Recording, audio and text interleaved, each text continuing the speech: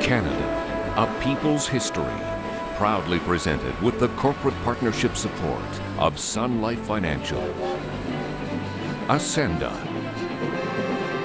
and the Canadian Broadcasting Corporation.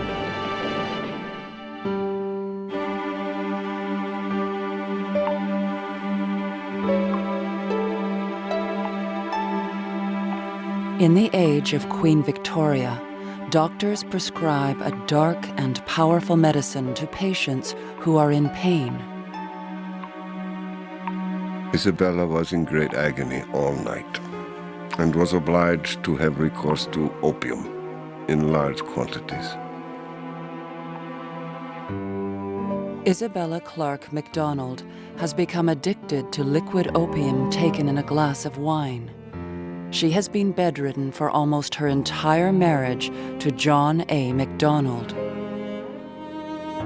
It doesn't help that her husband is constantly called away to deal with political matters. John has started for Toronto last evening. I am, thank God, much better. But my head is confused and I am not sure what I say.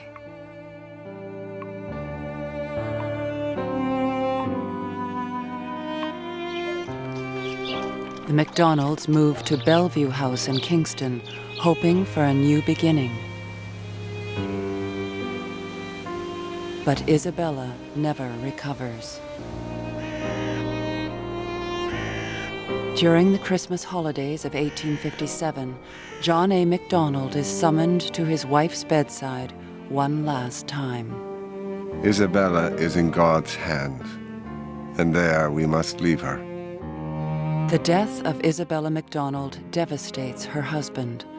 He contemplates leaving politics for good.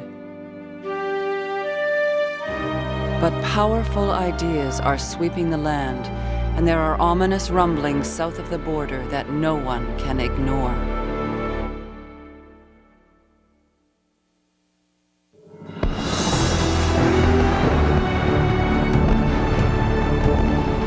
Against a terrifying backdrop of civil war, 33 men must settle the fate of the Queen's colonies in British North America. It is a story of powerful personalities and a bitter political stalemate. One man, accused of treason in his youth, has become a passionate defender of the British Crown. Another risks his life as he preaches peace. They know half a continent is theirs if they can overcome deep mutual suspicion and resist dangerous forces gathering on the border. This is a time of secret deals and backroom interventions by the powerful. A story of risk and seduction. A gamble to build a country from sea to sea.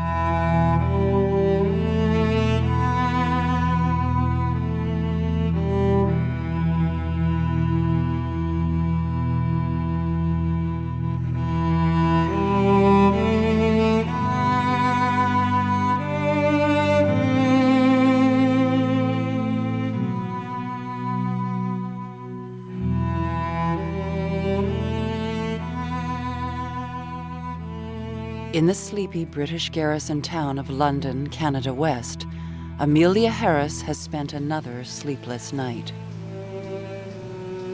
There appears to be a very great probability of war with the Yankees. If so, the country will be overrun. The thoughts of such a possibility keep me from sleep. Am I never to be free from care and trouble? As a child, she saw her family's farm destroyed when American troops invaded Canada in 1814. Now she is not the only one to worry. As the 1860s dawn, a sense of fearful wakefulness disturbs the British colonies of North America.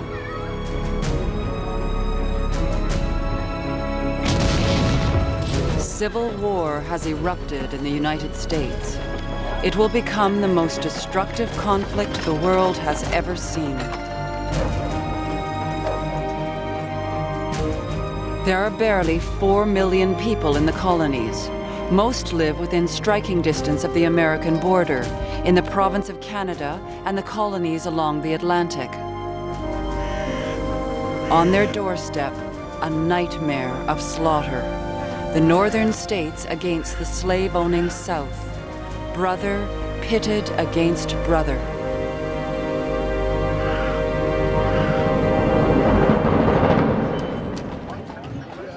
In Washington, President Abraham Lincoln is furious that Britain seems to be siding with the southern states.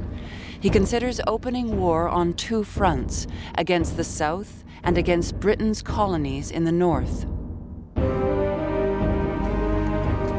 Some New Yorkers are itching for a fight with the British.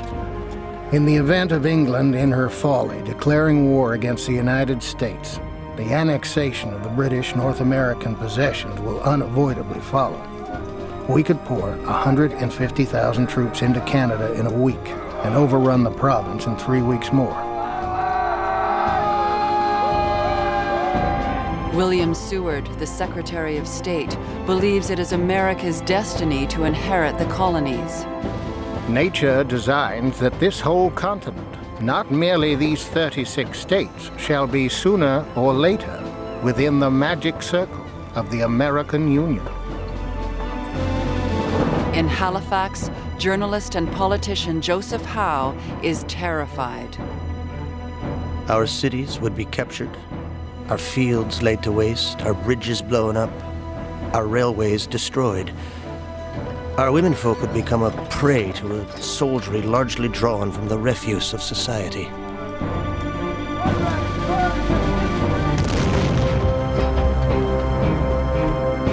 But the people of British North America have no intention of being overrun. While the British Army readies itself for war, volunteers turn out in droves for the local militia. Amelia Harris also remains vigilant, for she knows the horrors of war. Mr. Griffin returned today disgusted with everything he had seen in the States. He brought his pocket full of rings, taken from Federal soldiers' letters in the dead letter office at Washington. They say the rings are made from the bones of rebels' legs. They are worse than savages.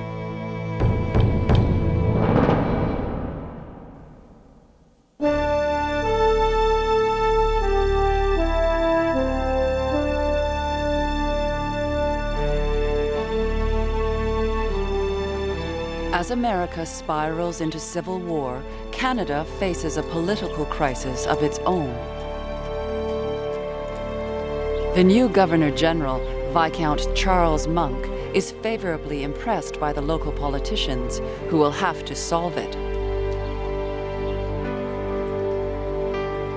Political men as a class are in a lower grade of society than at home, but on the whole I find here more knowledge, more ability, and I think quite as much, if not more, tenderness of conscience as amongst the same class in England. Georges-Étienne Cartier stands out among his peers. He is worldly, urbane, and supremely self-confident. Around his neck, he wears a pendant with a picture of Napoleon. I am a French Canadian. I love my race and naturally have a certain preference for it. But as a politician, I can be partial to others too. Cartier is utterly at ease with the elite of Montreal, French and English. Financier Hugh Allen often meets with him. Cartier was not a man with whom you could talk very much, because in all interviews with him, he generally did most of the talking himself. And you could with difficulty say anything.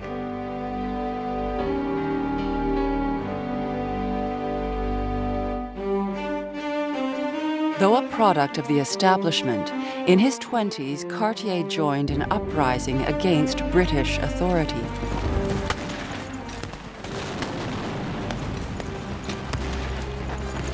For his role in the Patriot Rebellion, he was charged with treason.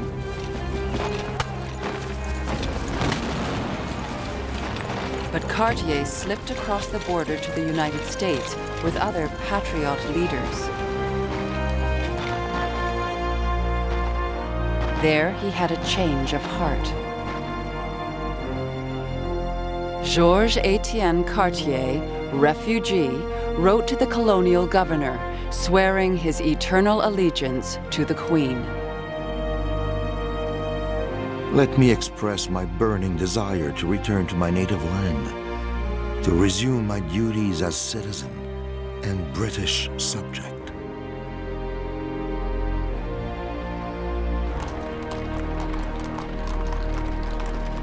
The former rebel now devotes his energies to a new cause, making Montreal a great commercial center of the empire. The establishment warmly welcomes him back. This city is inspired by the spirit of progress. Nothing can stop it from one day becoming the rival of all the great American cities. He makes an advantageous marriage to Hortense Fabre, uniting two families with deep roots in French society. But it is a loveless and lonely marriage. Hortense is austere, religious, and deeply uncomfortable in social settings. Even family friends find her distant. She was ill at ease in the world, and I'm inclined to think she would have been happier in a convent, providing she could be its mother superior. Just as her husband was happy in politics, as long as he was in charge.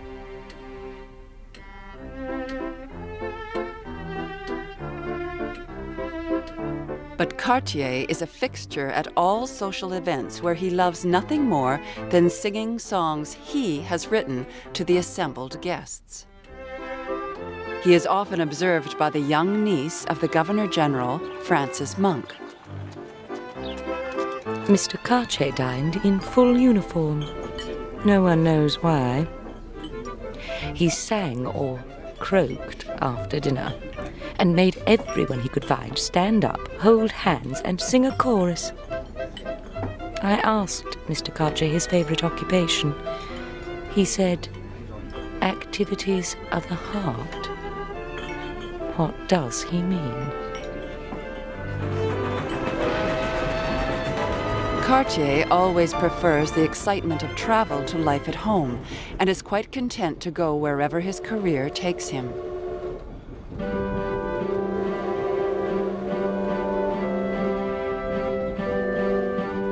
Voters will elect him again and again as their representative.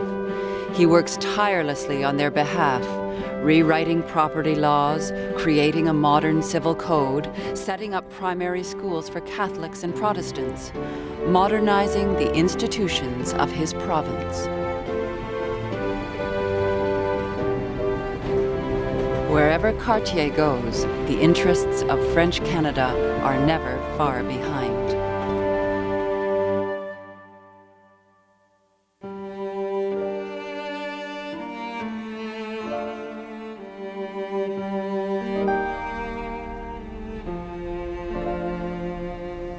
In Kingston, an equally driven man is making his mark. John A. MacDonald has overcome great sadness.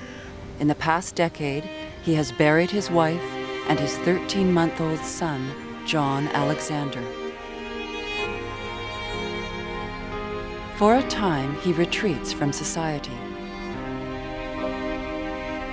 But he is beckoned back and reappears in public.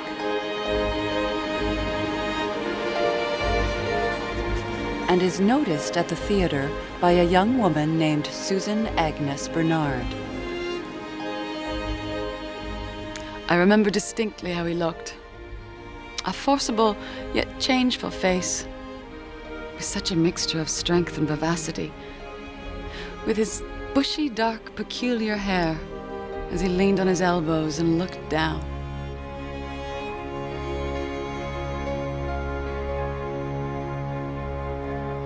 Born in Glasgow, Scotland, MacDonald has the dry humor of the old world. Though I have the misfortune to be born a Scotsman, still I was caught very young and was brought to this country before I had been very much corrupted. Since I was 5 years old, I have been in Canada. All my hopes and my remembrances are Canadian.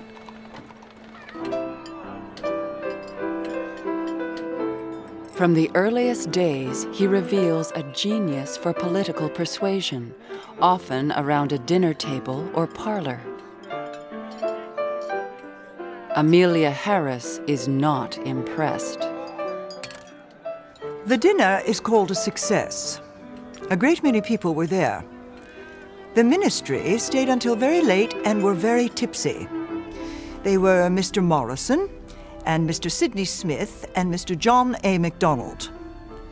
They knocked each other's hats off, tore each other's coats, and did several equally clever things. What a pity to see such men at the head of affairs in Canada. But even when at play, MacDonald is always at work. Politician Hector Langevin admires his political savvy. MacDonald is a sly fox. He's a well-read man, ingratiating, clever, and very popular. MacDonald is also calculating.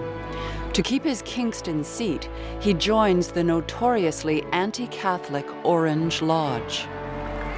But his career depends on an alliance with Catholics and French speakers. Politics is a game requiring an utter abnegation of prejudice and personal feeling.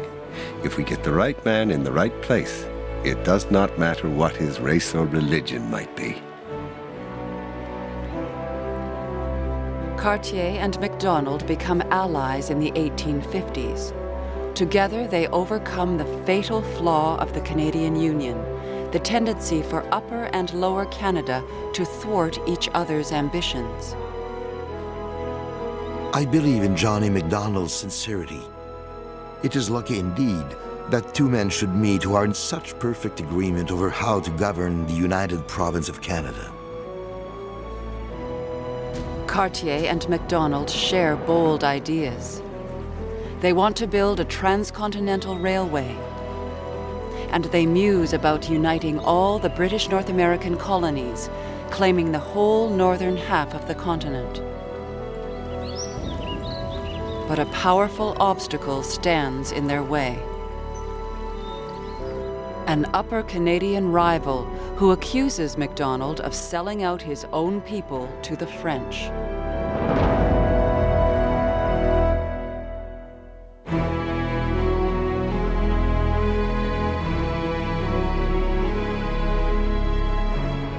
The country is young.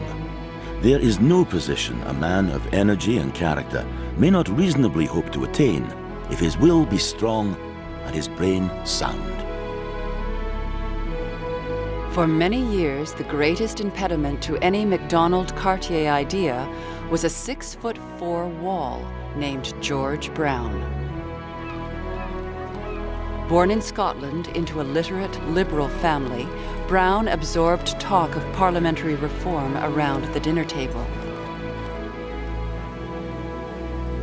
Printer's ink courses through his veins. He arrives in Upper Canada at 25, and goes on to found the most influential newspaper in the colonies.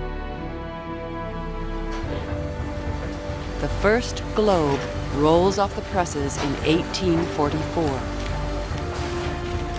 It becomes his mouthpiece, aggressive, uncompromising, saluting progress, suspicious of French Catholics whom he accuses of imposing their will on the rest of Canada. What has French Canadianism been denied? Nothing. Bars all it dislikes, it extorts all it demands, and grows insolent over its victories. A body of men whose policy is despotism, whose faith is darkness, whom all freemen dread and all tyrants caress. Let them pass more nunnery and monkery bills, squander the public money on every popish scheme the priests present. The system imposed by Great Britain in 1841 gave each half of the province of Canada an equal number of seats in the United Legislature, even though Lower Canada had more people. The idea was to weaken the political influence of the French majority there. But by 1861, Upper Canada has more people. French Canadians like Cartier now defend equal representation. Our union rests on the principle that two provinces can coexist with equal powers. Neither one should dominate the other. But the system doesn't suit George Brown. Now leader of the Grit Party, he begins a campaign to win more power for the growing English population. All over Upper Canada, people cheer him on. A new slogan is born, Rep by Pop, representation according to size of population. With all his force, Cartier opposes Rep by Pop. The Globe has vented on me nothing but libel and lies, so as to whip up the prejudices of the people. According to the Globe, Lower Canada is the curse of the country. If it didn't exist, Upper Canada would be happier and more prosperous. MacDonald, too, has detested Brown for years. I am carrying on a war against that scoundrel George Brown for abusing me for months in his newspaper. Soon there is political stalemate. Brown is making life impossible for MacDonald and Cartier, and vice versa. Within 4 years, 4 failed governments. We have 2 countries, 2 languages, 2 religions, 2 habits of thought and action. And the question is, can you possibly carry on the government of both with one legislature?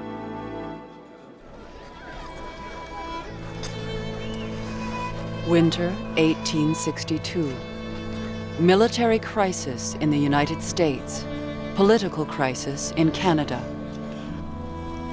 Yet amid all the uncertainty, the colonies receive a continuing flow of settlers. The dispossessed are coming and bringing their own dreams.